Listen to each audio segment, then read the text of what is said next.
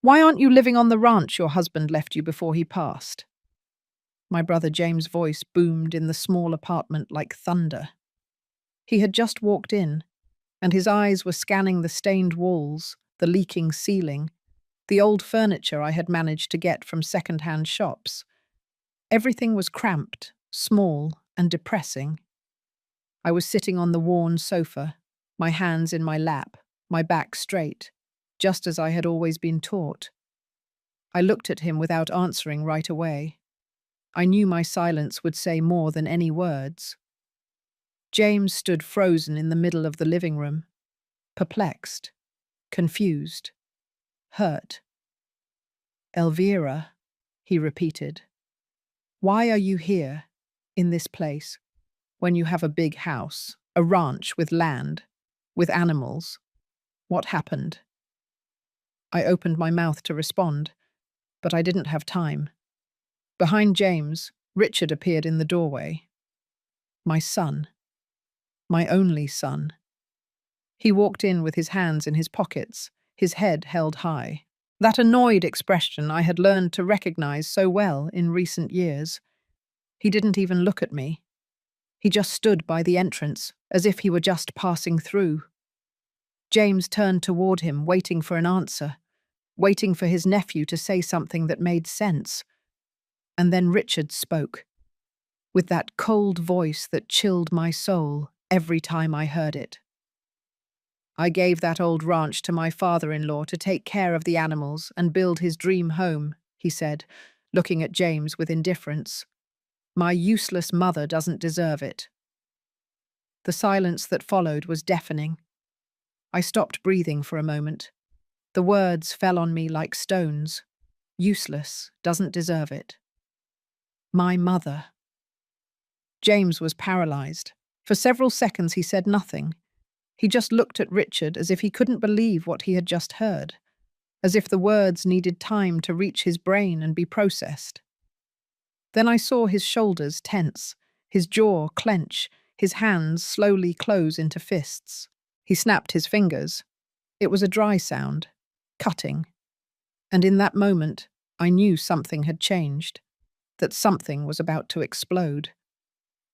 "Repeat that," James said in a low voice, dangerously low. Richard raised his chin arrogantly. "What you heard. I gave the ranch to Charles, my father-in-law. He needed it. He'll actually do something useful with it. Mum wouldn't do anything but let it go to ruin." James took a step toward him, then another. He stood in front of Richard, his eyes burning with fury. "Do you know what I just heard?" James asked. "I just heard a son call his own mother useless, the woman who gave birth to him, who raised him, who sacrificed everything for him." "Don't start with the drama," Richard said.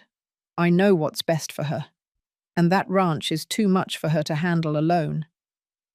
"Too much for her?" James raised his voice. "That woman worked that land for 30 years alongside your father. She planted every tree. She raised every animal. She built that house with her own hands. And you say it's too much for her?"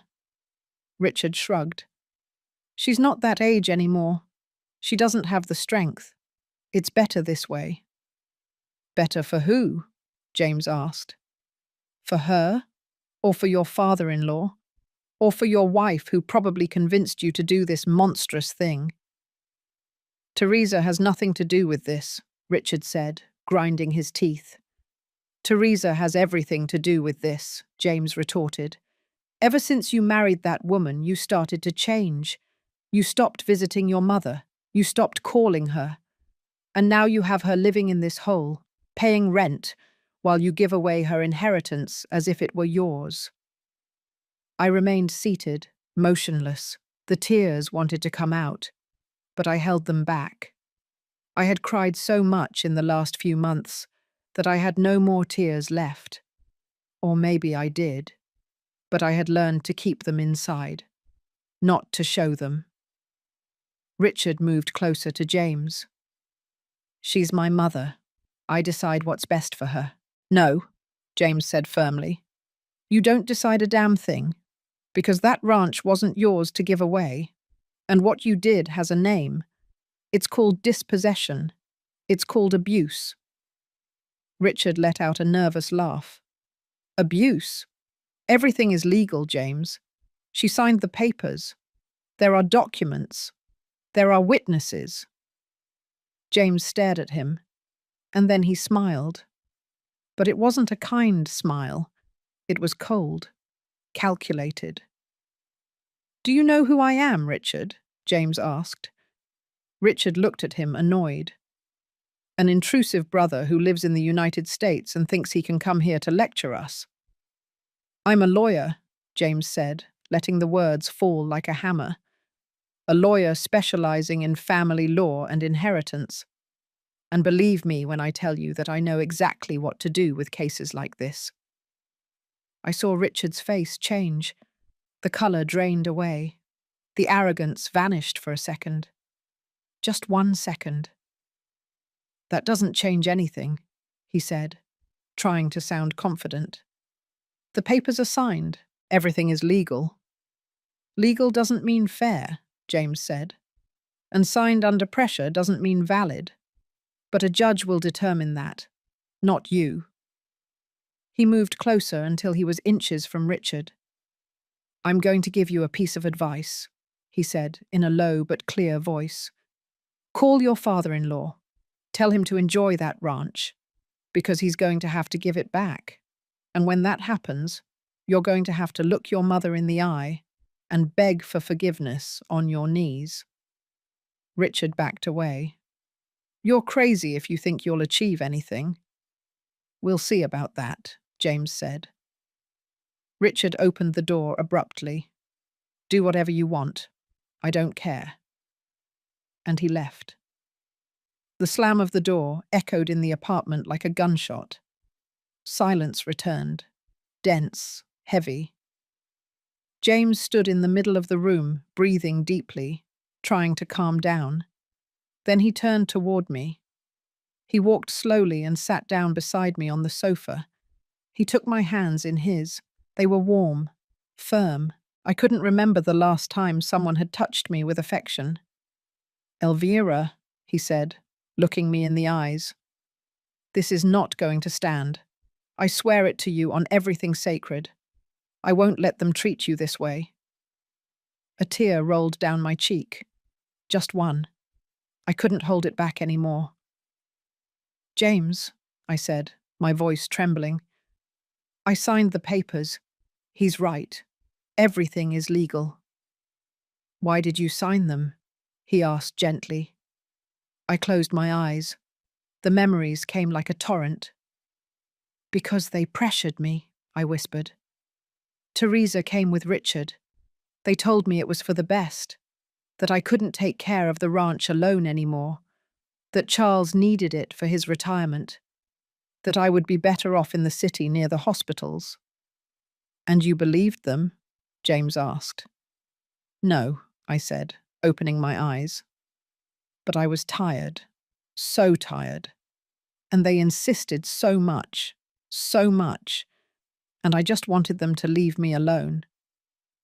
James squeezed my hands. Where are the documents? The ranch papers, your husband's will, the property titles. I have them, I said, in a metal box, underneath my bed. I saved everything, even the ones I signed that day.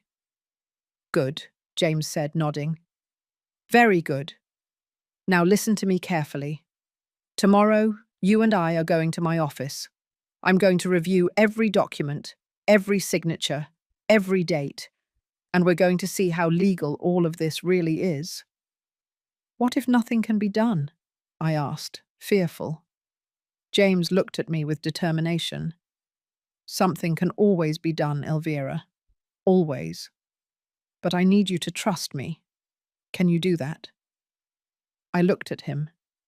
My younger brother, the one who had gone to study in another country, the one who had built his life far away, but who was here now, in front of me, ready to fight.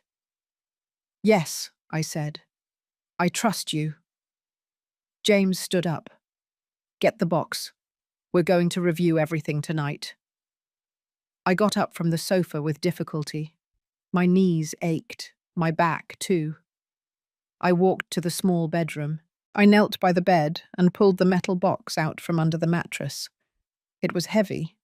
It was full of papers, documents, memories of a life that no longer existed. I returned to the living room and placed the box on the plastic table. James opened it carefully. He took out the papers one by one. He spread them out on the table. He read them in silence. I watched him, his furrowed brow, his eyes moving quickly over the letters, his mouth pressed into a thin line. After several minutes, he looked up. "Elvira," he said. "This is wrong, very wrong." "What did you find?" I asked. "I found irregularities," he said. "Many. The property transfer was done without an official appraisal, without impartial witnesses, and most importantly, your husband's will clearly specified that the ranch was for you, with lifelong usufruct." "What does that mean?" I asked. "It means Richard couldn't transfer the property without your actual consent," James explained. "And even though you signed, there are indications that it was under coercion. That invalidates the document." I felt something move inside my chest, something that had been asleep for a long time. Hope. "So it can be recovered?" I asked, almost not daring to believe it. James looked at me and smiled. This time it was a genuine smile. "It can," he said. "And it will be recovered. I promise you." I sat back down on the sofa, my hands in my lap. But this time they weren't trembling. This time they were still, firm, because for the first time in a long time, I wasn't alone. I couldn't sleep that night. I stayed awake staring at the stained ceiling of the apartment, listening to the street noises, the cars passing by, the distant voices, the constant sound of the old refrigerator that never stopped making noise. James had stayed in a nearby hotel. Before leaving, he had hugged me, hard, like when we were children, and he protected me from storms. He had promised me that this wouldn't end this way, that he would find a way to fix everything. But I couldn't stop thinking about how I had ended up here, in this place, in this life that I didn't recognize as mine. I closed my eyes, and the memories came as they always did, at night, in the silence, when there was nothing else to distract me from them. I remembered the ranch.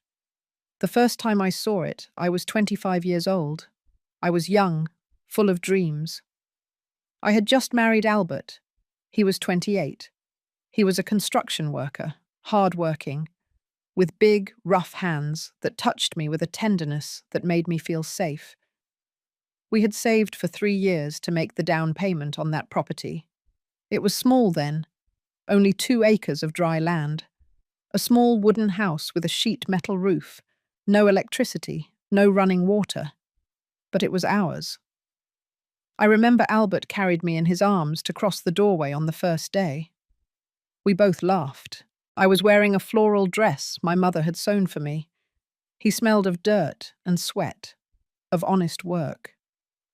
"We're going to build something big here, Elvira," he told me, looking me in the eyes. "We're going to raise our children here. We're going to grow old together here." And I believed him. For the first few years, we worked like animals. Albert got construction jobs in the town. He left before dawn. He came back when it was already night. His hands were destroyed. His back ached. But he always had a smile for me. I stayed on the ranch. I cleaned, cooked, planted what I could. I learned to raise chickens. Then we bought 2 pigs, then a cow. The land was hard, rocky, but little by little it began to bear fruit. When I got pregnant with Richard, Albert cried with happiness. He hugged me so hard I thought he would break me. That night we sat outside the little house, under the stars, and planned everything we would do when the child was born.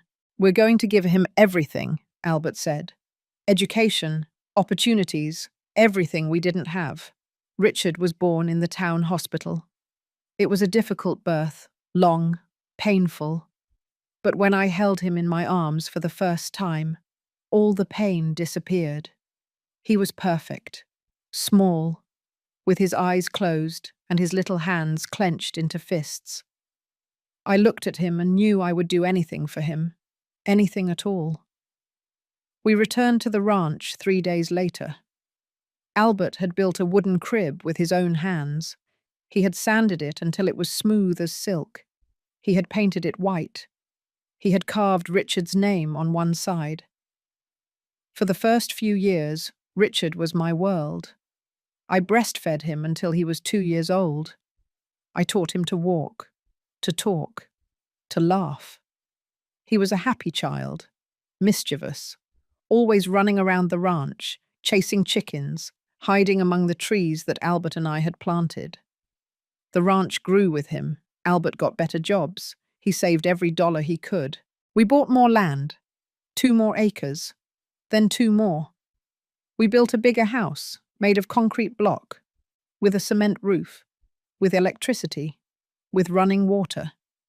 I planted a garden, flowers my mother had given me, rose bushes, jasmines, bougainvillea that climbed the walls and filled the air with colour. We bought more animals, cows, horses, goats. The ranch became a place full of life, full of noise, of movement, of purpose. Richard grew up there, among the animals, among the earth. He learned to ride a horse before he turned 6. He learned to milk the cows, to collect eggs, to plant seeds. He was a good boy, obedient, affectionate. He always hugged me before going to sleep. He always told me he loved me. When he turned 10, Albert decided it was time to send him to a better school, one in the city, more expensive, but with better teachers, better opportunities. "Our son is not going to be a construction worker like me," Albert said. "He's going to study. He's going to be someone important." So we started making more sacrifices. Albert worked 6 days a week, sometimes 7. I sold the eggs, the milk, the cheeses I learned to make. All the money went toward Richard's education, and it worked. Richard was smart. He got good grades. The teachers congratulated him. They said he had a future, that he could go to college. I was so proud. Every night I waited for him to come back from school. I prepared his favorite meal. I listened to his stories about what he had learned that day. I watched him grow, turn into a young man, into a man. When he finished high school, he got a scholarship to study business administration at the Capital University. Albert and I cried with happiness the day he received the news. "You did it, son," Albert told him, hugging him. "We are so proud of you." Richard went to the city. We rented a small room for him. We sent him money every month, for food, for books, for everything he needed. During the first year, he called often, every week, sometimes twice a week. He told me about his classes, his friends, his plans. But later the calls began to space out. Once a month, then once every 2 months. He said he was busy, that he had many exams, many projects. In his 3rd year, he met Teresa. The first time he brought her to the ranch, I tried to be kind. I prepared her favorite food. I showed her the garden. I told her stories about when Richard was a child. She smiled, but it was a cold smile, polite, but empty. She looked at the house with disdain, the animals with disgust, the earth as if it was something dirty. "It's very rustic," she said that night during dinner. Albert and I looked at each other. We didn't say anything, but something in my chest tightened. After that visit, Richard started to change. He stopped talking about the ranch affectionately. He started saying it was the old farm, that it was in the middle of nowhere, that it was inconvenient to visit us. Teresa never came back. But Richard did, once in a while, on important dates, birthdays, Christmas. But he stayed for less time each time. Each time he seemed more anxious to leave. When he graduated, he got a job at a large company, in the capital. He started earning well, he moved into a better apartment, he bought a new car, and he married Teresa. We weren't invited to the wedding. Well, that's not exactly true. We were invited, but it was a last-minute invitation, over the phone, 2 weeks before. "It's a small ceremony, Mum," Richard said. "Very intimate, just close family." When we arrived, we saw that there were more than 100 people, elegant people, wearing expensive clothes with brilliant jewelry. We looked out of place in our simple clothes. Teresa greeted us coldly. Her family didn't even speak to us. For the entire party, we stayed in a corner, alone, like unwanted guests at our own son's wedding. Albert didn't say anything that night, but on the way back to the ranch, I saw him wiping his eyes. He was crying. My strong husband, my rock. He was crying. "We lost our son," he said in a broken voice. I took his hand. "Don't say that. He's just adjusting to his new life." But deep down, I knew he was right. After the wedding, the visits became even more infrequent, once or twice a year, always quick, always in a hurry. Albert began to get sick 2 years later. At first they were small pains, in his chest, in his arm. He ignored them for months. He said it was fatigue, that it was old age. But one night he woke up unable to breathe. I rushed him to the hospital. The doctors said he had had a minor heart attack, that he needed care, rest, expensive medication. I called Richard. I explained the situation. I told him his father was seriously ill. "I'm coming right over," he said. But he didn't go. He sent $500 and an apology. He said he had an important meeting at work, that he couldn't miss it. Albert spent 2 weeks in the hospital. I stayed with him every night, in an uncomfortable chair next to his bed, holding his hand, praying. When he left the hospital, the doctors told him he couldn't work anymore, that his heart was weak, that he needed to rest. That destroyed him. Albert was a man of work, of action. He didn't know how to sit still, not to stay quiet. He tried to continue working on the ranch, but he couldn't anymore. He got tired quickly. He was short of breath. I took the reins of everything. I took care of the animals, planted, harvested, sold, and I took care of Albert. I gave him his medicine. I prepared his food. I made sure he rested. They were difficult months. But we were together, and that was the only thing that mattered.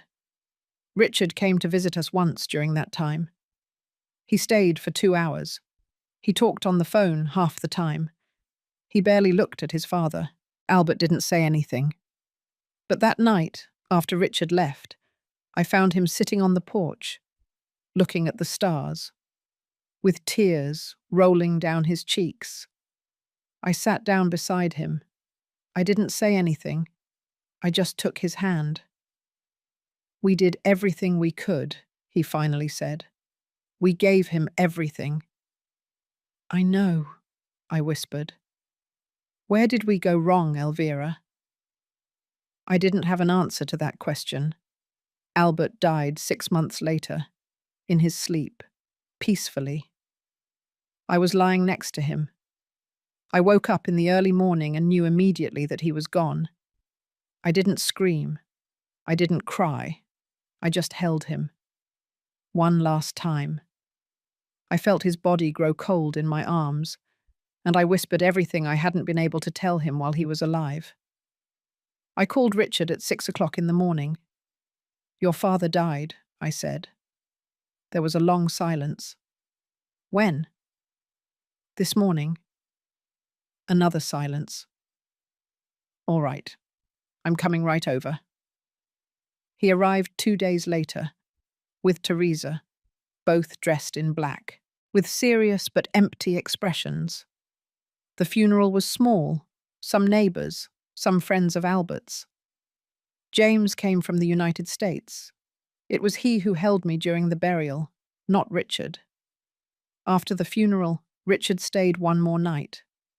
That night was when everything started to change. Richard and Teresa arrived at the ranch 3 days after Albert's funeral. I was in the kitchen, washing the breakfast dishes, my hands submerged in the warm water, looking out the window at the garden that Albert and I had planted together. The rose bushes were in bloom. The bougainvillea climbed the walls. Everything was still alive. Everything was still growing. Except him. I heard the car stop in front of the house, the sound of the doors closing, footsteps approaching. I dried my hands on my apron and went out to greet them. Richard was wearing a dark suit. Teresa wore a tight black dress, high heels that sank into the dirt path. She looked at the ground with disgust, as if afraid of getting dirty. "Hi, Mum," Richard said. He gave me a quick kiss on the cheek. Cold, distant. Teresa just nodded her head. She didn't even look me in the eye. "Come in," I said. I made coffee. We went inside the house. They sat at the dining room table, that big wooden table that Albert had built with his own hands, where we had eaten together for so many years, where we had celebrated birthdays, Christmases, where we had been a family. I served the coffee. Teresa tasted it and wrinkled her nose. She didn't say anything, but I saw her expression. She didn't like it. Richard took a sip. He put the cup down on the table. He looked at me seriously. "Mum, we need to talk," he said. Something in my stomach tightened. "About what?" "About the ranch. About your situation. About what you're going to do now that Dad is gone." I sat down across from them, my hands in my lap. "I'm going to stay here. This is my house." Teresa let out a brief, dry laugh. "Alone? At your age?" I looked at her. "I'm 64 years old. I'm not a disabled old woman." "It's not that," Richard said quickly. "But this ranch is a lot of work. The animals, the land, everything needs constant attention. How are you going to manage it by yourself?" "I've been managing it for the last few months," I said.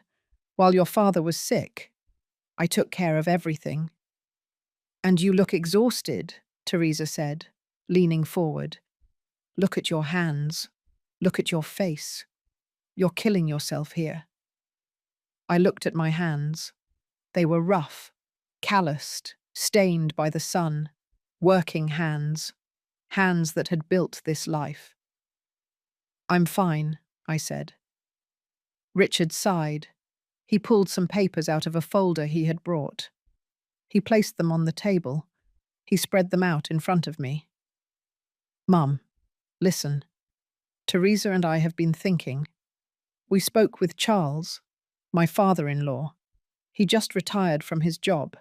He's looking for a quiet place to live, a project, something to keep him busy." I didn't like where this conversation was going. "And?" "We offered him the ranch," Teresa said, as if it were the most natural thing in the world. The silence that followed was absolute. "What?" I asked, my voice barely a whisper. "Don't get upset," Richard said. "Let me explain. Charles is a hard-working man. He knows about animals, about farming. He has experience, and he has money saved. He can invest in improving the property, make it more productive." "This is my house," I said. My hands were beginning to tremble. And no one is saying it isn't, Richard said. But be realistic. Mum, you can't handle this by yourself. And the ranch is going to go to waste if there isn't someone working it properly. I've worked it for 30 years, I said, raising my voice. With Dad, Teresa said. But he's gone now. And you don't have the strength or the capacity to do everything that's needed. I stood up. My legs were shaking, but I held firm. This ranch is mine. Your father left it to me. To me. Not to you.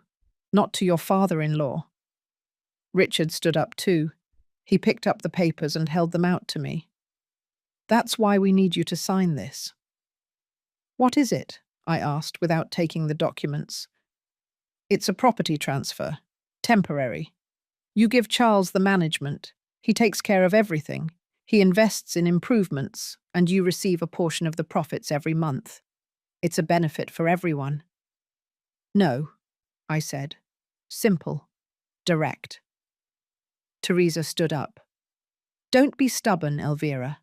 This is what's best for you. You can't stay here alone. What if you get sick? What if you fall? What if you have an emergency? There's no one to help you. I have neighbours, I said.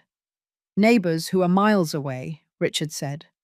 Mum, be reasonable. Sign the papers, give the property to Charles, and move to the city. We can find a small apartment for you, near hospitals, near everything. I don't want an apartment, I said. My voice broke. I want my house, my ranch, my life. Your life ended when Dad died, Teresa said. And those words hit me like a punch to the stomach. Richard gave her a warning look, but he didn't contradict her. You can't stay here forever, Richard said, softer. It's dangerous. It's irresponsible. As your son, it's my duty to take care of you. And taking care of you means getting you out of here. Taking care of me would be respecting what I want, I said with tears in my eyes. What you want isn't always what you need, Teresa said. Richard placed the papers on the table. He took out a pen. He placed it next to them. Sign, Mum, he said. Please, make it easy for everyone. I looked at them. My son, the woman who had changed him, and I saw something that broke my heart. I saw that they didn't care how I felt. They just wanted me to sign. They just wanted to get rid of the problem, the burden, of me. And if I don't sign, I asked. Richard sighed. Then we'll have to take other measures, legal ones. I can prove that you are not in a condition to take care of this property, that you are a danger to yourself. I can get a judge to declare that you need a guardian. Are you threatening me? I asked, incredulous. I'm protecting you, Richard said, even if you don't understand it now. Teresa approached me. She placed her hand on my shoulder, cold, calculating. Elvira, dear, she said in a sugary voice, no one wants to hurt you. We just want what's best for you. Sign, and everything will be easier. I looked at her, and in her eyes I saw the truth. This was not for my own good.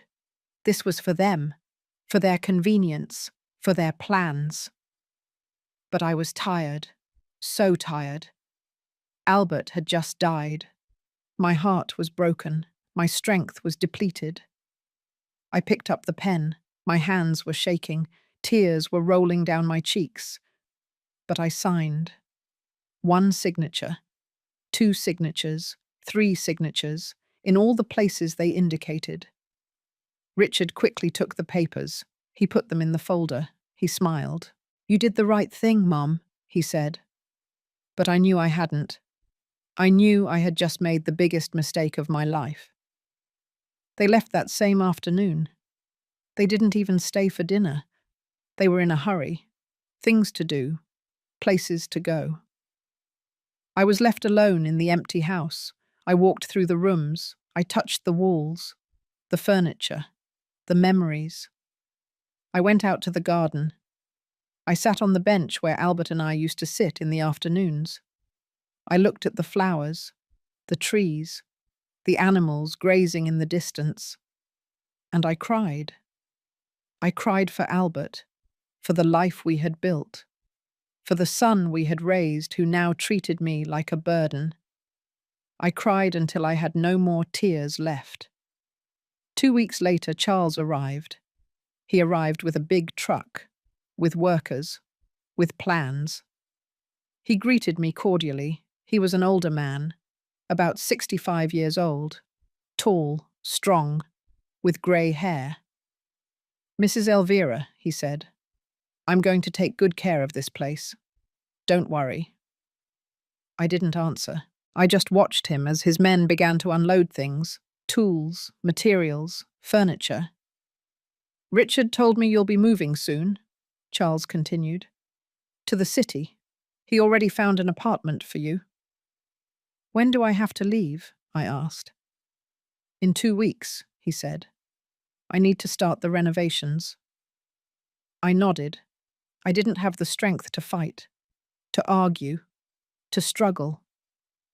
During those 2 weeks, I packed my life into boxes. Albert's clothes, his tools, his books, photographs of Richard when he was a child, when he still loved me, when we were still a family. I sold most of the furniture. They wouldn't fit in the small apartment Richard had rented for me. Charles was working outside, cutting down trees, moving fences, building new structures. Every change he made was like a stab. He was erasing everything Albert and I had built. He was making the ranch his own. On the last day, I took everything I could carry in the car Richard had sent to pick me up. A driver I didn't know, who didn't speak the whole trip. Before leaving, I walked across the property one last time. I touched the trees we had planted. I smelled the flowers in the garden. I went into the empty house and stood in the center of the living room. "Forgive me," I whispered. I don't know if I was saying it to Albert, to the ranch, or to myself. Then I left. I got into the car, and I drove away. I didn't look back. I couldn't. If I did, I knew I would break down completely. The apartment in the city was exactly as I imagined. Small, dark, in an old building in a noisy area. One room, a tiny kitchen, a bathroom, a window that looked out onto an alley. The driver left the boxes on the floor. He gave me the keys, and left without saying a word. I was left alone in that strange space, looking at the grey walls, the cold cement floor, the low ceiling. I sat on the floor, among the boxes, and I wondered how I had ended up there, how I had gone from having a house, a ranch, a life, to having this, to nothing. The first few months were the hardest. I didn't know anyone. I had nowhere to go. I had no purpose. I got up late. No reason to get up early. No animals to feed. No land to work. I ate little. I barely went out. I spent my days sitting by the window, looking at the street, watching people pass by who had places to go, things to do. Richard called once a month. Short conversations, cold. "How are you, Mum?" "Fine." "Need anything?" "No, I'm fine. I'll call you later." And he hung up. Teresa never called, not even once. James called more often. From the United States, worried. "Elvira, are you eating well?" "Yes." "Are you going out? Do you know the neighbors?" "Not really." "I'm worried about you, sis." "I'm fine, James. Don't worry." But I wasn't fine, and he knew it. One day, 6 months after I moved, I received a letter. It was from the bank, notifying me about changes in the property deed. I opened it with trembling hands, and there it was, black and white, and the ranch was no longer mine. It was no longer in my name. It was now in the name of Charles Ortiz. It wasn't a temporary transfer, as Richard had said. It was permanent, definitive. I had been robbed. My own son had robbed me.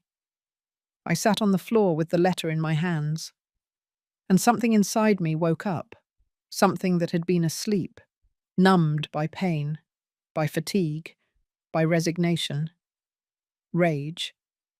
I went to the box where I had kept all the important documents. I pulled it out from under the bed. I opened it. They were all there. All the papers. Albert's will. The original titles. The deeds. The documents I had signed that day. I checked them one by one, reading every word, every line, looking for something. Anything. And then I saw it. An incorrect date. A signature that didn't match. A small detail, but important. I picked up the phone. I called James. "Brother," I said when he answered, "I need you to come. I need your help. I think I found something." James arrived 2 weeks later. I saw him get out of a taxi in front of the building, tall, well-dressed, with a leather briefcase in his hand. He was wearing dark glasses and a grey suit that gave him an air of authority, of someone important, of someone who knew what he was doing. He walked up the stairs to my apartment. The elevator had been out of order for months. No one repaired it. No one complained. Everyone simply accepted it. When he reached the 3rd floor, he was barely out of breath. He knocked on the door. I opened it quickly. "Elvira," he said. His voice sounded tired, worried. "What have they done to you?" I didn't answer. I just let him in. He looked around. I saw his eyes scan the small apartment, the cheap furniture, the stained walls, the dirty window that barely let in any light. He didn't say anything, but I saw his expression. Pain, contained rage. He sat down at the plastic table. He put his briefcase on it. He looked at me intently. "Tell me everything," he said, "from the beginning, And then I spoke. I told him about Richard's visit after the funeral, about how they pressured me, about Teresa and her cold words, about the papers they made me sign, about the promises they made me, promises that it would be temporary, that I would receive money every month, that it would still be mine. I told him about Charles arriving with his workers, about how they changed everything, about how they took me out of my house, of my life. I told him about the apartment, about the loneliness, about Richard's brief calls, about the letter from the bank.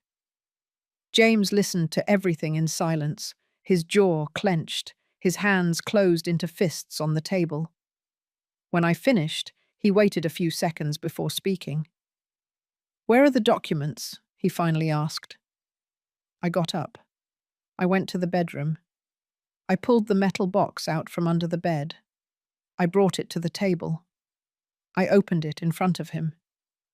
James took out the papers one by one. He spread them out on the table. He took his reading glasses out of his jacket pocket. He put them on and began to read. Minutes passed, long minutes of silence. All that could be heard was the sound of the pages turning, the noise from the street outside, my laboured breathing. James read slowly, carefully, stopping at certain parts, going back, comparing documents. Finally, he looked up. "Elvira," he said, "this is wrong, very wrong. There are serious irregularities here."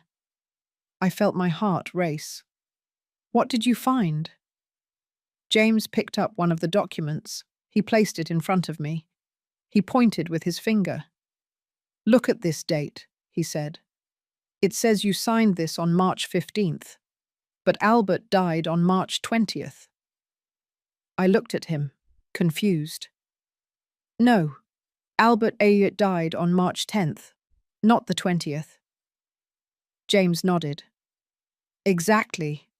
But here it says you signed these documents 5 days before he died, which is impossible because these papers talk about the transfer of an inherited property. You can't transfer something you haven't inherited yet. Does that mean the signature isn't valid? I asked. It means someone manipulated the dates, James said. And that is fraud. He picked up another document. Albert's will. Here is your husband's original will, he said. Certified. Signed before a notary. It clearly states that the ranch and all properties pass to you, with lifelong usufruct. Do you know what that means? I shook my head. It means Richard couldn't transfer the property without your real and verified consent. And even though you signed documents, these have to be validated by a judge when lifelong usufruct is involved, especially when dealing with a recent widow. But I signed, I said. I was conscious. I knew what I was doing. Were you conscious? James asked, staring at me. Or were you grieving? Had your husband just died? Were you pressured? Were you threatened? I lowered my gaze. They said that if I didn't sign, they would try to declare that I was not fit to care for the property, that they would take the ranch away from me anyway, that it would be worse for me. That's called coercion, James said. His voice hardened. And coercion invalidates a contract, especially when the person is in a state of vulnerability. He took a notebook out of his briefcase. He started taking notes, writing quickly, marking important points. I need you to answer a few questions for me, he said without stopping writing. Were you present when they registered the transfer? No, I said. Richard told me he would take care of all the paperwork, that I didn't have to worry about anything. Did they give you copies of the registered documents? They gave me some papers, but not all of them. He said the rest would arrive by mail. They never arrived. Did they clearly explain that you were permanently transferring the property? No. They said it was temporary, that Charles would only manage the ranch, that I would remain the legal owner. James stopped writing. He looked at me. Elvira, this was not a legal transfer. This was dispossession, planned, executed, and probably with the complicity of someone else. Someone else? I asked. The notary who certified these documents, he said, pointing to a signature on one of the papers. Either he is an accomplice or he was deceived too. I need to investigate. He stood up. He walked to the window. He stood looking at the street for a moment, thinking. This is going to be complicated, he finally said. But it's not impossible. We have elements. We have evidence of irregularities. We have the original will. We have inconsistencies in the dates. So I can get the ranch back? I asked. My voice was trembling. James turned to me. We can try, but I need you to understand something. It's going to be a long legal battle. It's going to be costly, and it's going to be painful because we are going to have to face Richard directly. It's going to be public. It's going to be ugly. I don't care, I said, and the firmness in my voice surprised me. I don't care anymore. They took everything from me. My house, my life, my dignity. I have nothing left to lose. James smiled, a small but genuine smile. There's the Elvira I know, the one who doesn't give up. He returned to the table. He took out his phone. He dialed a number. Hello, Cecilia, he said when someone answered. This is James Perez. I need you to do me an urgent favor. I need to investigate a notary. I also need certified copies of property records. Yes, I'll send you the details by email. Thanks. He hung up. He dialed another number. Albert, he said. Not my husband, Albert. Another Albert. I need to hire a private investigator. Someone discreet. Someone good. Do you know anyone? Perfect. Give me their number. He spent the next hour making calls, taking notes, organizing. I watched him, and for the first time in months, I felt something akin to hope. Small, fragile, but it was there. When he finished, he put away his phone. He looked at me. "We are going to do this right," he said. "We're going to be smart, discreet. We're not going to notify Richard about what we're doing. Not yet. First, we're going to gather all the information we can, all the evidence, all the mistakes they made." "How long is that going to take?" I asked. "A few weeks, maybe a month. But in the meantime, you have to act normal. If Richard calls, talk to him like always. Don't give him any signal that something is happening. Can you do that?" I nodded. "I can." "Good. Now tell me, have you seen Richard since you moved here?" "No. He just calls sometimes. Short conversations. He asks if I'm okay, if I need anything. But he never comes." "And Teresa?" "She has never called. Not once." James pursed his lips. "Of course not. She got what she wanted. And Charles? Have you heard anything from him?" "Nothing. I don't know what he's doing with the ranch. I don't know if he's taking good care of the animals. I don't know anything." "We're going to find out," James said. "I hired an investigator. He's going to go to the ranch. He's going to take pictures. He's going to talk to the neighbors. He's going to document everything Charles is doing with the property." "And what good is that?" I asked. "If Charles is modifying the property significantly without permits, if he's selling animals that should technically still be yours, if he is profiting from something he obtained fraudulently, all of that helps us. Everything adds up."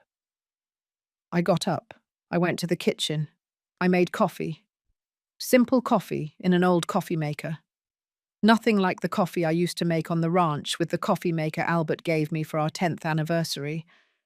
I poured 2 cups. I gave one to James. "I'm scared," I admitted in a low voice. "It's normal," James said. "But you're not alone. Not this time. I'm going to stay here as long as necessary. I'll be with you every step of the way. And we're going to get back what's yours." "What if it doesn't work?" I asked. "What if a judge says everything was legal?" "Then we'll fight harder," James said. "We'll appeal. We'll look for other angles. But we're not going to give up. Did you hear me? We're not going to give up." I took a sip of coffee. It was hot, bitter, but comforting. "James," I said, "why are you doing this? You live in another country. You have your life, your job. Why come back for me?" James put his cup down on the table. He took my hand. "Because you're my sister," he said. "Because when I was a kid and Dad left us, you worked so I could go to school. You sacrificed so I could study, so I could have opportunities.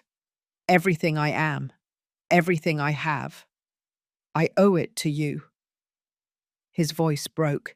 I saw his eyes fill with tears. "And now you need me," he continued. "And I'm not going to fail you. Not like Richard failed you.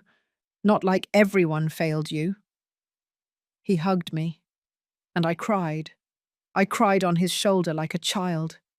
I cried out everything I had kept inside for months. All the pain, all the sadness, all the rage. When I calmed down, I pulled away. I wiped my tears. "What do we do now?" I asked. "Now we wait," James said. "We wait for the investigator to do his job. We wait for my contact at the property registry to get the documents. And in the meantime, we start preparing the case." "Are we going to sue?" I asked. "Eventually, yes. But first, We'll try mediation. We'll confront Richard with the evidence. We'll give him the opportunity to do the right thing, to return what isn't his. He won't do it, I said. I know him. He's married to Teresa. She'll never let him give anything back. You're probably right, James said. But we have to try, for legal protocol. And because if we go to court, the judge will want to see that we tried to resolve this civilly first. I nodded. We spent the rest of the afternoon reviewing documents. James took pictures of everything. He uploaded it to a digital cloud. He made copies. We never know what might happen, he explained. It's better to have everything backed up in multiple places. When it started to get dark, James stood up. I'm going to look for a nearby hotel, he said. I'll be back early tomorrow. We're going to start working seriously. You can stay here, I offered. The sofa isn't comfortable, but it works. James looked at the small, worn sofa. He smiled. It's fine. I've slept in worse places. That night, I prepared a simple dinner. Rice, beans, chicken. Nothing special. Nothing like the dinners I used to prepare at the ranch. We ate in silence. But it was a comfortable silence, of family, of siblings who understand each other without needing words. Afterward, I washed the dishes. James prepared the sofa. He took off his jacket. He loosened his tie. He looked tired but determined. Elvira, he said before lying down, I want you to know something. Whatever happens, win. The next 3 weeks passed in a strange state of tension and hope. James worked from the apartment, his laptop always open on the plastic table, papers scattered everywhere, his phone ringing constantly. I tried to keep my routine normal. I went out to buy food. I cleaned. I cooked. But all the time my mind was elsewhere, on the ranch, on what we were about to do. The investigator James hired was named Elias Flores. He was a man in his 50s, thin, with shrewd eyes. He spoke little, but when he did, every word counted. He came to the apartment one afternoon. He brought a folder full of photographs. He spread them out on the table. I went closer to look, and what I saw took my breath away. The ranch had completely changed. The trees that Albert and I had planted had been cut down, uprooted. In their place were new structures, metal sheds, huge corrals. The garden was gone. The flowers had been pulled up, the earth flattened. Everything turned into a gravel parking lot. The house, our house. It was painted a different color. The windows changed. The porch where Albert and I used to sit in the afternoons had been demolished. I can't believe it, I whispered. The tears started falling before I could stop them. Elias pointed to one of the photos. This is the most important thing, he said. Look here. It was a photo of a sign, new, shiny. It read, Charles Ortiz Farm, Livestock Production and Sales. He's running a business on the property, James said. He's not just using it. He's exploiting it commercially. And all the profits are going into his pocket. That's illegal, I asked, wiping my tears. It depends, James said. But it definitely wasn't part of the agreement they presented to you. They told you he was only going to take care of the ranch, not that he was going to turn it into a business. Elias pulled out more photos. I also spoke with some neighbors. They say Charles has been selling animals, wood from the trees he cut down. He's even renting part of the land to other farmers. He's profiting from everything, I said. My voice was trembling with rage. And there's more, Elias said. He pulled out another group of photos. Look at this. They were photos of Teresa, visiting the ranch, walking around the property with a woman I didn't recognize, both taking notes, measuring. What are they doing? I asked. From what I could find out from the neighbors, Elias said, they're planning to subdivide the land, sell parcels. There are rumors that they already have interested buyers. I felt as if I had been punched in the stomach. They're going to sell the ranch in pieces. Or at least that's what they're planning, James said. His jaw was clenched, his knuckles white. But they won't be able to, not if we act fast. He stood up. He started pacing back and forth, thinking. We need to speed this up, he said. If they start selling parcels, everything gets complicated. We need to stop them before that. How? I asked. We're going to ask for a court order, James said. A temporary restraining order to freeze any transaction related to the property until the case is resolved. And will a judge give us one? I asked. With this evidence, yes, James said, picking up the photos. We have irregularities in the documents. We have evidence of unauthorized commercial exploitation. We have significant changes to the property without your consent. It's enough for a judge to order a temporary suspension. Elias stood up. There's something else you should know, he said. Richard has been visiting the ranch regularly, more than you thought. Apparently, he's very involved in the whole business. Of course he is, I said bitterly. This was his plan from the beginning, which helps us, James said, because it shows that it wasn't just an innocent transfer to help you. It was a premeditated plan to take the property and profit from it. He paid Elias. He thanked him for his work. The investigator left, leaving us with the photos and documents. That night, James prepared all the documentation to present to a judge. He wrote the request for the temporary restraining order. He attached all the evidence, the photos, the documents with irregularities, Albert's will. We are going to file this tomorrow, he said, and then we are going to confront Richard. We're going to talk to him, I asked, surprised. Yes, James said, but not before we have the court order. First, we ensure they can't sell anything. Then we talk. We give them an opportunity to do the right thing, to voluntarily return the property. They won't do it, I repeated. Probably not, James admitted. But we have to try. And when they refuse, then we go with everything. Full lawsuit, public trial, everything. I went to bed that night with a knot in my stomach. Tomorrow, everything would really begin. The legal battle, the confrontation with my son. I barely slept. I stayed awake staring at the ceiling, thinking about Albert, wondering what he would say if he could see all of this, if he would be proud that I was fighting, or disappointed that it had come to this. I got up at 6 o'clock in the morning. I made coffee. James was already awake, sitting on the sofa, reviewing the documents one last time. Ready? He asked when he saw I was up. I wasn't ready. I was terrified, but I nodded anyway. Ready. We got dressed. I put on my best dress. Black. Simple.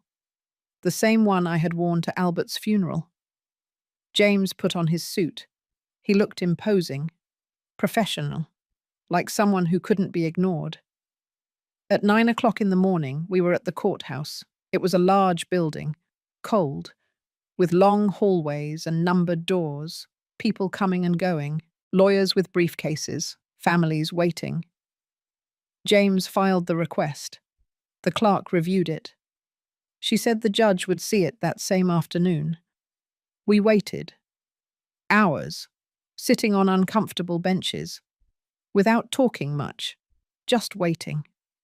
At 4 o'clock in the afternoon, they called us. We entered an office. The judge was an older woman, about 65 years old, with grey hair pulled back in a bun, glasses perched on the tip of her nose. She read our request. She reviewed the documents, the photos, the will. She didn't say anything for several minutes. She just read. Her expression impassive. Finally, she looked up. She looked at James and me. "This is serious," she said. Her voice was firm, clear. "If everything you present here is true, we are talking about possible fraud." "It is true, Your Honor," James said. "And we need to protect the property before it's too late." The judge nodded. She picked up a stamp. She stamped it on the document. "Granted," she said. "Temporary restraining order approved. Any transaction related to the property in question is frozen until further order of this court. Notify the involved parties." I felt as if I could breathe for the first time in months. We left the courthouse with the order in hand. James was smiling. I was too. It was small, but it was a step, the first of many. "Now," James said, "we're going to see Richard." And then I knew the hardest part was just beginning. James called Richard that same afternoon. I was sitting next to him, listening. My heart was pounding so hard I thought it would burst out of my chest. "Richard," James said when my son answered. His voice was calm, professional. "This is your Uncle James. I need us to meet. It's important." There was a pause. I heard Richard's voice on the other end, confused, irritated. "Meet? For what?" "It's about the ranch," James said. "And about your mother. We need to talk, the three of us." Another, longer pause. "I don't have time for this," Richard said. "I'm busy. If Mom needs something, she can call me." "It's not something that can be resolved over the phone," James said. His tone hardened slightly. "And it's not a suggestion. It's necessary. Tomorrow. At 10 o'clock in the morning. At the downtown coffee shop. The one across from the park." "Are you summoning me?" Richard let out a nervous laugh. "I'm being courteous," James said. "I could simply proceed legally without notifying you, but I'm giving you the opportunity to resolve this civilly." The silence on the other end was long, tense. "All right," Richard finally said. "I'll be there."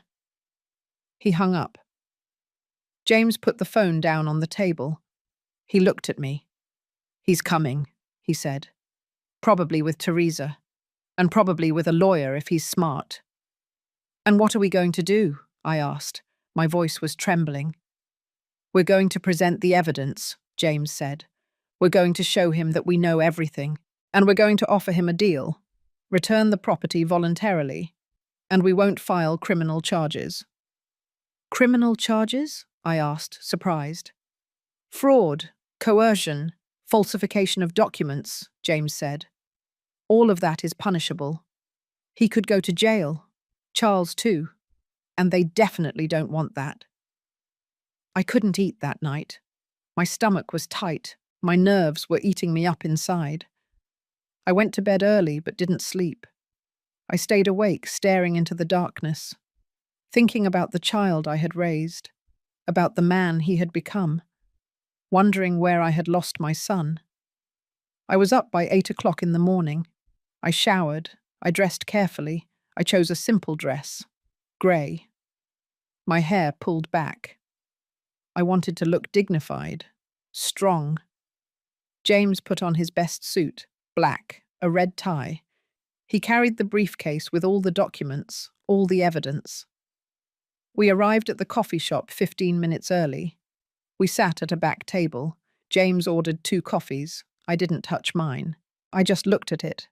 The steam rising, disappearing. At 10 o'clock sharp, Richard walked in. He came with Teresa, just as James had predicted. She wore a fitted dress, high heels, perfect makeup. He was wearing a dark suit. He looked tense, nervous. They saw us. They walked toward our table. They sat down across from us. Richard looked at me for just a second. Then he looked away. Teresa didn't even look at me. She kept her eyes on James. "This better be important," Richard said. "I cancelled a meeting to be here." "It is important," James said. He opened his briefcase. He pulled out a folder. He placed it on the table. It's about the fraud you committed against your mother. Teresa tensed up. Richard blinked. Fraud? What are you talking about? James opened the folder. He pulled out the first document. He placed it in front of Richard. This is the document you made your mother sign, he said. Look at the date. It says March 15th, but your father died on March 10th. This document talks about transferring an inherited property. How could your mother transfer something she hadn't inherited yet? Richard picked up the document. He read it. The colour began to drain from his face. It's just an administrative error, he said. It's not an error, James said. It's a falsification. Someone changed the dates to make it look legal. He pulled out another document. And this is your father's original will. It clearly states that the property passed to your mother with lifelong usufruct. Do you know what that means? Richard didn't answer. It means you couldn't transfer that property without a court order, James continued. It means everything you did is void, invalid. Teresa leaned forward. She signed voluntarily. There are witnesses. She signed under coercion, James said, staring at her. She had just been widowed. She was vulnerable. You threatened to take the property away from her anyway if she didn't sign. That invalidates the consent. He pulled out the photos. He spread them out on the table. The photos of the destroyed ranch, of the commercial sign, of Teresa measuring the land. And this, James said, this shows that Charles is not just taking care of the property. He's exploiting it commercially. He's profiting. And you are planning to subdivide it and sell it. Richard looked at the photos. His mouth was open, wordless. You spied on us, Teresa asked. Her voice trembled with rage. We investigated, James corrected, as we should have done from the beginning. He leaned back in his chair. He crossed his arms. Here's the situation, he said. I have enough evidence to sue you for fraud, for coercion, for falsification of documents. I can make this very public, very ugly, and very costly for you. But, he continued, I'm willing to give you an opportunity. Just one. Return the property, sign the necessary documents, and this ends here. No lawsuit, no charges. It's over. The silence that followed was heavy. Richard looked at the table. His hands were shaking. Teresa looked at James with pure hatred in her eyes. What if we say no? Teresa asked. Then I'll see you in court, James said, and I promise you won't win. You'll lose the property anyway, but you'll also lose money, reputation, and possibly your freedom. Richard finally looked at me, for the first time since he had arrived, and in his eyes, I saw something. Guilt? Fear? I wasn't sure. Mum, he said, his voice barely a whisper. I just wanted... What? I asked. The tears started to fall. You just wanted what? To rob me? To leave me on the street? To forget everything your father and I did for you? He flinched, as if my words had hit him physically. Teresa took his hand. We're not giving them anything, she said firmly. The property is legal. Everything is in order. James smiled, but it was a cold smile. We'll see, he said. He put the documents back into the folder. You have until noon tomorrow to decide. After that, I file the formal lawsuit. He stood up. I did too. We left the coffee shop without looking back. Outside, I took a deep breath. The fresh air filled my lungs. Do you think they'll do it? I asked. Do you think they'll return the ranch? James shook his head. No, Teresa won't allow it. But I had to give them the opportunity. And now what? Now, James said, we prepare for war. We didn't have to wait until noon the next day. At 8 o'clock that same evening, someone knocked on the apartment door. James and I were reviewing documents, preparing the formal lawsuit. When we heard the knocks, we looked at each other. Are you expecting someone? James asked. I shook my head. James stood up. He walked to the door. He opened it just a crack. It was Richard, alone, without Teresa. His clothes were wrinkled, his hair messy, his eyes red. I need to talk to you, he said. His voice sounded broken. James opened the door completely. Richard walked in. He looked different, smaller, more vulnerable. He stood in the middle of the living room, looking around, seeing the place where his mother lived, the miserable apartment, the cheap furniture, the poverty he had caused. Sit down, James said, pointing to a chair. Richard sat down. He placed his hands on the table. They were trembling. I remained standing. I didn't know if I could sit near him. I didn't know if I wanted to be in the same room. Teresa doesn't know I'm here, he finally said.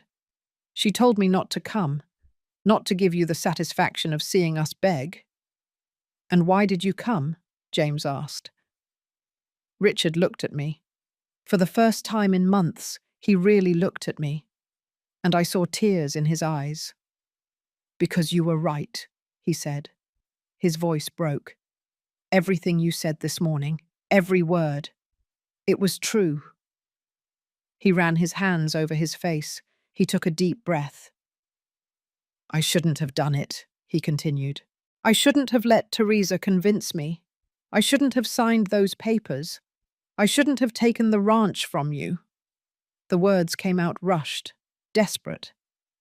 But she said it was for the best, that you couldn't take care of the property alone, that you were going to hurt yourself, that Charles needed it. And I believed her, or I wanted to believe her. You wanted to believe her? I said. My voice came out harsher than I expected. Or was it simply convenient for you? Richard lowered his gaze. Both. God forgive me. Both. He stood up. He started pacing back and forth, like a caged animal. Charles offered us money, he said, for the property. $50,000. Teresa said we could use it to buy a bigger apartment, to pay off debts. And I accepted. I felt as if I had been punched. You sold my house for $50,000? The ranch is worth 10 times that, James said, his voice full of contempt.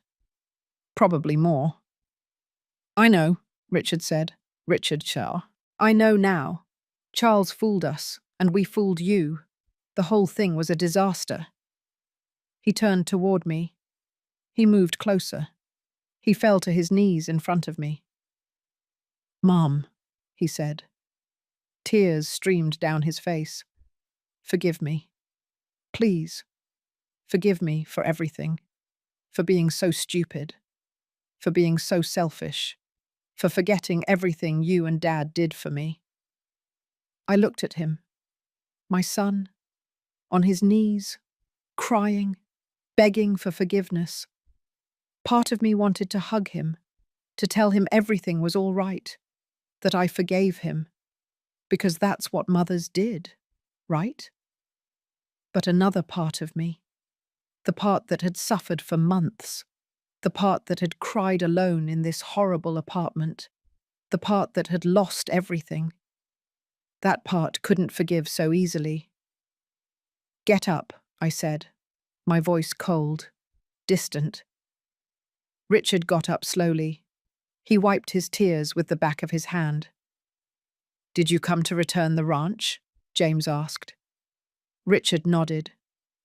Yes, I'll do whatever it takes. I'll sign whatever you need me to sign. I'll talk to Charles. I'll give him back the money. I don't know how, but I will. And Teresa? I asked. Is she on board? Richard shook his head. No. She's furious. She says I'm crazy, that you don't have a case, that we should fight. Then you have nothing to offer, James said, because the property is in Charles's name, not yours, and if he doesn't sign, there's nothing to be done. He'll sign, Richard said with determination. I'll tell him the truth, that everything was illegal, that if he doesn't return the property, he'll go to jail. He won't want to risk that. James studied him for a moment. Then he nodded. All right. You have 1 week. 1 week to get Charles to sign the retransfer documents. If you don't, we proceed with the full lawsuit. I'll do it, Richard said. I promise you. He turned to me. Mum, I know you don't believe me. I know I've broken your trust. But I'm going to fix this. I swear it. I didn't answer. I just looked at him. He waited a few seconds, waiting for me to say something, to give him some sign of forgiveness. But I didn't. Finally, he lowered his head. He walked toward the door. Before leaving, he stopped. I love you, he said without turning around. You and Dad. I always loved you, even if it doesn't look like it. And he left. The door closed behind him. Silence filled the apartment. James came closer. He put his hand on my shoulder. Are you okay? He asked. I don't know, I said honestly. I don't know what I feel. It's normal, James said. He's your son. It's complicated.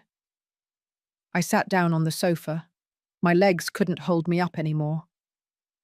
Do you think he'll do it? I asked. Do you really think he'll return the ranch? James sat down beside me. I think he'll try. But Charles isn't going to let go of the property easily. He's invested money. He's made changes. He won't want to lose all that. Then we go to court, I said. Probably, James admitted. But at least Richard is on our side now. Or so it seems. That helps us. That night I went to bed with a million thoughts in my head. Was Richard really sorry? Or was he just afraid of the legal consequences? Did the difference matter? Could I ever forgive him for what he had done? I didn't have answers, just questions. So many questions.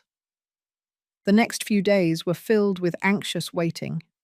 James continued preparing the lawsuit, just in case. I tried to keep myself busy, cleaning, cooking, trying not to think. Richard called twice, saying he was working on convincing Charles that he needed a little more time. Teresa didn't call, but according to Richard, she was furious, threatening to leave him if he returned the property. On the 6th day, Richard showed up at the apartment again. This time he had documents in his hand, and an expression I couldn't quite read. I did it, he said. His voice trembled. Charles signed. James took the documents. He checked them carefully, page by page. Finally, he looked up and smiled. They're in order, he said. The property is back in your name, Elvira. I felt as if the world had stopped. After so much time, so much suffering, so much struggle. The ranch was mine again. But looking at my son, seeing his face full of guilt and pain, I didn't feel victory, I only felt sadness. Because although I had recovered my property, I had lost something more important. I had lost my innocence, my trust, the family I thought I had. And that couldn't be recovered with any document. A week later, James and I went to the property registry. We carried all the documents, the ones signed by Charles, the ones certified by the notary. Everything in order. Everything legal this time. The official who assisted us reviewed every paper carefully. She compared signatures, verified dates, wrote on her computer. Everything is correct, she finally said. The property is registered again in the name of Mrs. Elvira Perez. She handed me a new document, with an official seal, with my name printed in black letters. I took it with trembling hands. I looked at it, and I felt something break inside me. Tears began to fall uncontrollably. James hugged me. "We did it," he whispered. "We did it, sister." We left the building. The sun was shining brightly. It was hot, but I felt cold inside. "When do you want to go see the ranch?" James asked. "Tomorrow," I said. "I want to go tomorrow." That night I packed a small suitcase, clothes, some personal things. I didn't know how long I would stay. Maybe one day, maybe forever. Richard called that night. "Mum," he said, "I heard everything was registered. The ranch is yours again." "Yes," I said. I didn't know what else to say. "Are you going back to live there?" he asked. "I don't know yet," I answered honestly. There was a long, awkward silence. "Teresa left me," he finally said. His voice was broken. "She says I'm an idiot, that I ruined everything, that we lost a golden opportunity." Part of me wanted to console him, to tell him everything would be fine, but I couldn't. "I'm sorry," I said. And it was true. Despite everything, he was my son, and his pain hurt me. "Don't be sorry," he said. "I deserve it. I deserve all of it." He hung up before I could respond. The next morning, James rented a car. He drove for 2 hours until we reached the ranch. When we turned onto the familiar road, my heart started beating faster. And then I saw it. The ranch. My ranch. But it wasn't how I remembered it. The changes Charles had made were still there. The cut trees, the new sheds, the destroyed garden. James stopped the car in front of the house. We sat in silence, looking. "You can rebuild it," James said softly. "With time, you can make it yours again." We got out of the car. I walked slowly toward the house. My feet knew every stone on the path, every irregularity. The door was unlocked. Charles had left the key with the notary. He had left 2 days earlier, taking everything he had brought. I went inside. The walls were painted colors I didn't recognize. The floors had been changed. Everything looked different. But even so, it was my house. I walked from room to room, touching the walls, the door frames, remembering. Here was the kitchen where I prepared breakfast for Albert. Here was the dining room where we ate as a family. Here was the bedroom where we slept together, where we had dreamed our dreams. I went out to the backyard, where the garden used to be. Now, just hard dirt and gravel. I knelt down. I touched the earth with my hands. And I cried. I cried for Albert, for the lost years, for my son who had betrayed me, for the family that had broken. But I also cried with relief, because I was home. Finally, I was home. James came out and sat beside me. He didn't say anything. He was just there, as he had always been. "I'm going to stay," I said, wiping my tears. "I'm going to rebuild everything. It's going to take time, but I'll do it." "You're not alone," James said. "I'm going to help you. I'm going to stay for a while longer. And we're going to hire people. We're going to plant new trees. We're going to make a bigger garden. Better." "Thank you," I whispered. That afternoon we walked around the entire property, seeing the damage, making plans. Some neighbors approached when they saw us. They greeted me warmly.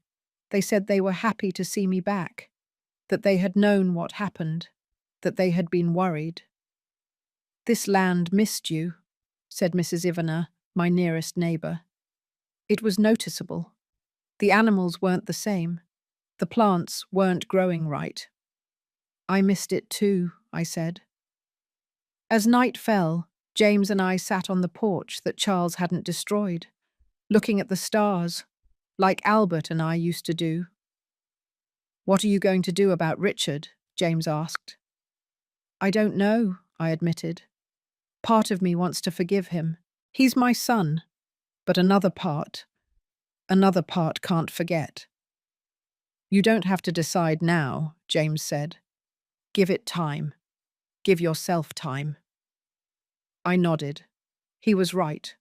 There was no rush. For the first time in a long time, I had all the time in the world, because I was home, and no one would take it away from me again. 6 months passed. 6 months since I recovered the ranch.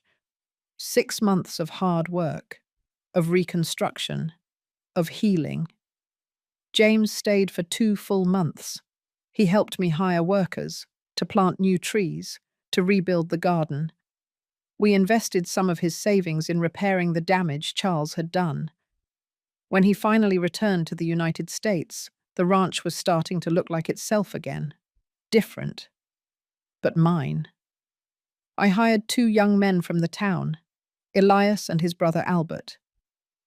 Yes, his name was Albert, like my husband. Maybe it was a sign. They helped me with the animals, with the land, with the repairs that were still pending. I started cooking in my kitchen again, sleeping in my bedroom, walking barefoot in my garden every morning. Little by little, the ranch came back to life. I came back to life. Richard called every week. At first I didn't answer. Then I started answering, but the conversations were brief, cold. He never stopped trying. He never stopped asking for forgiveness. Mum, I'm going to therapy. I'm working on being a better person. I listened, but I didn't say much. Until one day, 3 months after returning to the ranch, he showed up unannounced. He arrived in an old car, alone. He was wearing simple clothes. His hair was longer. He looked tired. But he also looked different. More humble. More real. He got out of the car and stood in front of the house, waiting, not daring to approach. I was in the garden, planting new rose bushes. I saw his car. I saw him get out. I saw him waiting. I put the shovel down on the ground. I wiped my hands on my apron, and I walked toward him. We stood looking at each other, mother and son, with so much between us, so much pain, so much history. Hello, Mum, he finally said, his voice soft, fearful. Hello, Richard, I replied. Can I come in? He asked. I thought about it for a moment. Then I nodded. We went inside the house. I poured him coffee. We sat at the table, the same table where everything had started to break. The ranch looks beautiful, he said, looking around. It's getting back to how it was. I'm working on it, I said. He took a sip of coffee. He breathed deeply. Mum, he said, I didn't come to apologize again. I know I've asked you 1,000 times. I came to tell you something different. I looked at him, waiting. I came to tell you that I understood, he continued. I understood what I lost. Not just the ranch. I lost you. I lost the opportunity to take care of you the way you took care of me. I lost years I'll never get back. His eyes filled with tears. And I know that maybe you'll never forgive me. And that's okay. I deserve it. But I want you to know that I'm going to spend the rest of my life trying to be the son I should have been from the start. I don't expect anything from you, he added. I don't expect you to let me back into your life. I just wanted you to know. We were silent. The clock on the wall ticked the seconds. Outside, the birds chirped. The wind rustled in the trees. "Richard," I finally said, "I don't know if I'll ever be able to completely forgive you. What you did broke me in ways I didn't know it was possible to break." He nodded. Tears were streaming down his face. "But," I continued, "you are my son, and part of me will always love you, even if it hurts, even if it's complicated. I'm not asking you to go back to being the son you were," I said. "That child no longer exists. But if you truly want to change, if you truly want to rebuild something between us, it has to be slow, step by step." "Whatever," he said. "I'll do whatever it takes." "Then start by coming once a month," I said. "We'll have lunch. We'll talk. No promises, no expectations. We'll just see what happens." He stood up. He walked toward me. He knelt in front of my chair. He took my hands. "Thank you, Mum," he whispered. "Thank you for giving me a chance I don't deserve." I put my hand on his head, like when he was a child, when he got hurt and I comforted him. "Get up," I said softly. He stood up. We hugged. It was brief, still awkward, but it was a start. When he left that afternoon, I stood on the porch, watching his car disappear down the road. I didn't know if things would ever go back to how they were. Probably not. The damage was too deep. But maybe, just maybe, we could build something new, something different, something honest. I turned and looked at my ranch, the young trees growing, the flowers blooming, the animals grazing peacefully. I thought about Albert, about everything we had built together, about everything I had fought to keep. "I did it," I whispered to the wind. "I got our house back. I got my life back." I went into the house. My house. I made dinner. I ate alone. But I didn't feel lonely, because I was where I belonged. On the land I had worked, in the house I had built, in the life I had fought to recover. That night I sat on the porch, under the stars, with a cup of hot coffee in my hands, and for the first time in a long time, I felt peace. It wasn't the perfect life I had imagined. It wasn't the intact family I had dreamed of. But it was my life, on my terms, with my dignity intact. And that was enough. I looked up at the sky, at the stars that Albert and I used to count. "My name is no longer just Richard's mother," I said out loud. "My name is no longer Albert's widow. My name is Elvira Perez, and my story is just beginning." I smiled, because it was true. At my 64 years old, I had lost everything, and I had recovered it. I had been betrayed by my own son, and I had survived. I had hit rock bottom, and I had gotten back up. This was my second chance, my new beginning. And this time, no one was going to take it away from me. I finished my coffee. I went into the house. I locked the door. Tomorrow, I would plant more flowers. I would repair the fence on the west side. I would call James to tell him about Richard's visit. Tomorrow, I would continue rebuilding.